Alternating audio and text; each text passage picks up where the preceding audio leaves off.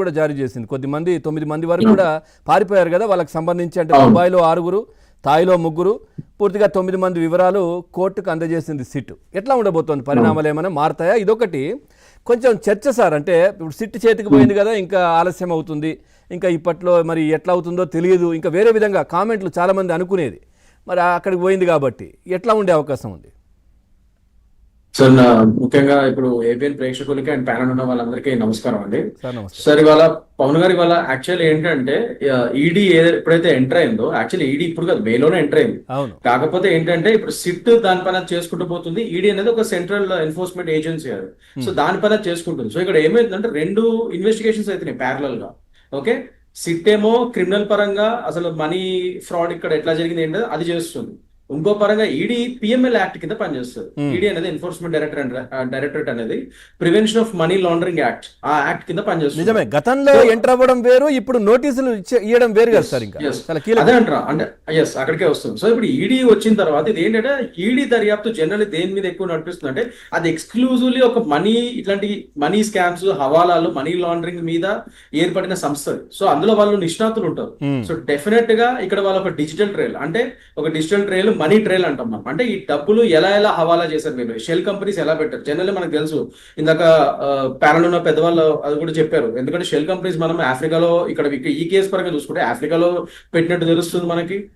Dubai లో ఎట్లాగో it's famous for that. అసలు ఇల్లీగల్ బెట్టింగ్ యాప్స్ ఈ కంపెనీలు కూడా దుబాయ్ లోనే ఎక్కువ, మీకు తెలిసిందే. సో ఇలాంటివి షెల్ కంపెనీస్ అక్కడ కూడా ఉన్నాయి.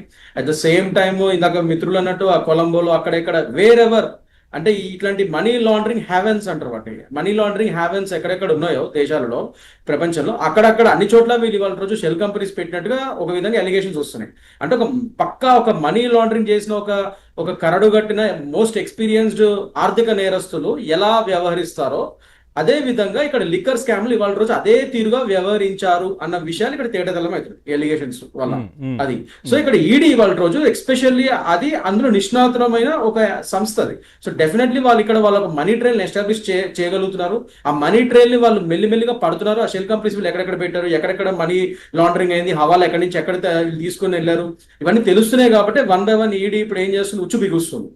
ఇవాళ రోజు అది శ్రావణి డిస్టిలరీస్, అది చంద్రారెడ్డి గారికి కూడా దాని పరంగానే శర్వాణి డిస్టిలరీస్. సో దానికి కూడా ఇవాళ రోజు ఆ విధంగానే ఈడీ నోటీసులు వెళ్ళినాయి. ఈ నెల 28 అటెండ్ అవ్వమన్నారన్న హైదరాబాద్ ఆఫీస్ లో.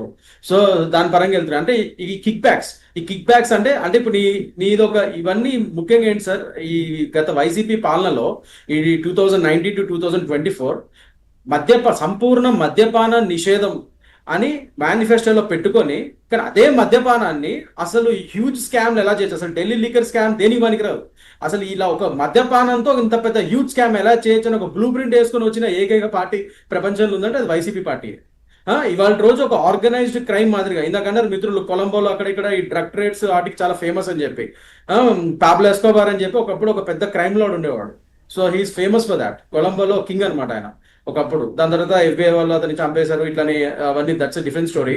సో అలా ఒక కొలంబో మాదిరి ఒక పాబ్లో ఎస్కోబార్ అనే అతను ఎలా అయితే మాఫియాని నడిపించాడు, ఒక ప్రాక్సీ గవర్నమెంట్ నడిపించాడు అప్పట్లో, అదే విధంగా ఇక్కడ వీళ్ళు వైసీపీ పార్టీ అనేది కూడా ఒక క్రైమ్ సిండికేట్ మాదిరిగానే ఇక్కడ ఈ లిక్కర్ స్కామ్ ఈ విధంగా చేశారు.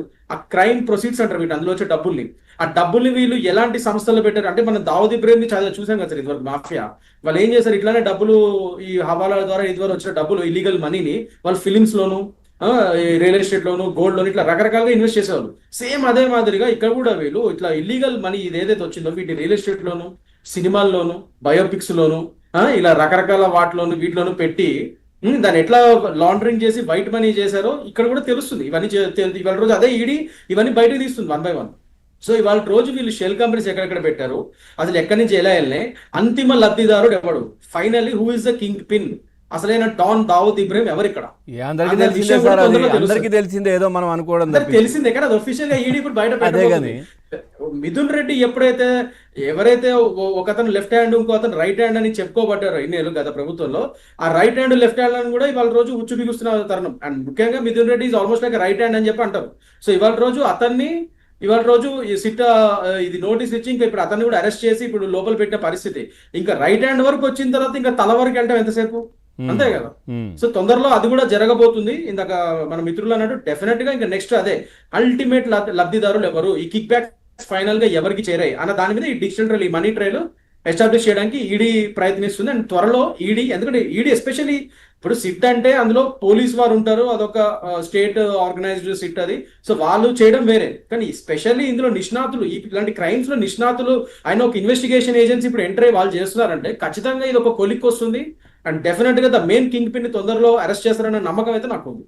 డెఫినెట్ గా ఆయనకు కూడా తొందరలో ఉచ్చు బిగుస్తుంది అన్నది నాకు ప్రగాఢ నమ్మకం.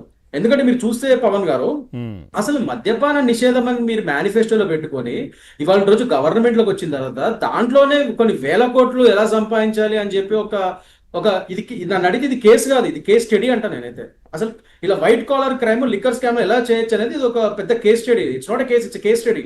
హార్వర్డ్, ఆక్స్ఫర్డ్ లో ఇది మీదే కేస్ స్టడీ చేసుకోవచ్చు. అసలు వైట్ కాలర్ క్రైమ్స్ ఎలా చేయాలి, ఐఐటీస్ ని వీళ్ళు హైలీ క్వాలిఫైడ్ పీపుల్ ని ఇన్వాల్వ్ చేసి, ఇందాక మిత్రులు అన్నట్టు అది అసిస్టెంట్ కమిషనర్ స్టేజ్ లో ఉన్న అతనికి ప్రామిసులు చేసి, ఫాల్స్ ప్రామిసులు చేసి, వాళ్ళకి అది ఇస్తా ఇది వాళ్ళే మానిటరింగ్ కి పెట్టి, అసలు లుక్ ఎట్ ఇట్ మీరు చూస్తే అసలు highly educated people white collar crimes ఎలా చేయొచ్చు, అందులో దీనిలో ప్రాసెస్ ఏంటి అన్నది మనం అసలు నిజంగా వైసీపీ పార్టీ నుంచి నేర్చుకోవచ్చు. నేర్చుకొని ఒక ఇది కేసు ఒక పరంగా, కేస్ స్టడీ కూడా ఇంకో పరంగా చేసుకొని మనం నేర్చుకుంటే ఇంకా బెటర్. అది అసలు ఇలా చేయొచ్చా అన్నది అసలు నాకు తెలిసి యుఎస్ లో, యూకే ఇంకా వేరే కంట్రీస్ కూడా షాక్ అవుతారు. ఇది ఒక కేస్ స్టడీ కింద చేస్తారు నిజంగా. ఫ్యూచర్ హార్వర్డ్, ఆక్స్ఫర్డ్ లో ఫ్యూచర్ లో పక్కా ఒక కేస్ స్టడీ అయితే చూడండి. ఇలా ఇదే కాదు జగన్మోహన్ రెడ్డి సంబంధించి ఈడీ, సిబిఐ కేసులకు సంబంధించి కూడా అక్కడ అయినాయి కదా, చేశారు కదా. అంటే నేను చెప్పేది అదే, ఇప్పుడు మా లాలో ఒక సామెత ఉంటది, కొత్త వకీల్ కంటే పాత నేరస్తులకి ఎక్కువ సెక్షన్లు తెలుసు అని. కూడా ఉంటుంది, అదే అన్నిట్లో ఉంటుంది అది.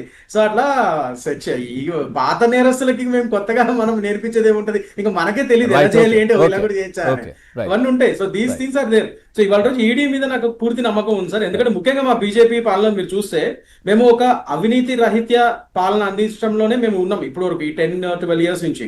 సో డెఫినెట్ గా ఇప్పుడు ఆంధ్రప్రదేశ్ లో కూడా మేము ఒక స్వర్ణాంధ్రప్రదేశ్, ఒక వికసిత్ భారత్ మాదిరి వికసిత్ ఆంధ్రప్రదేశ్ తీసుకొద్దాం అని చెప్పి ప్లాన్.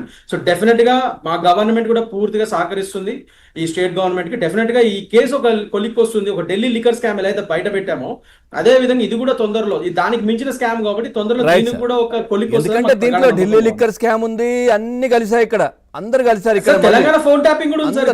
అన్ని కలిసాయి, ఫోన్ ట్యాపింగ్, అన్ని వివరాలు అన్ని కలిసాయి.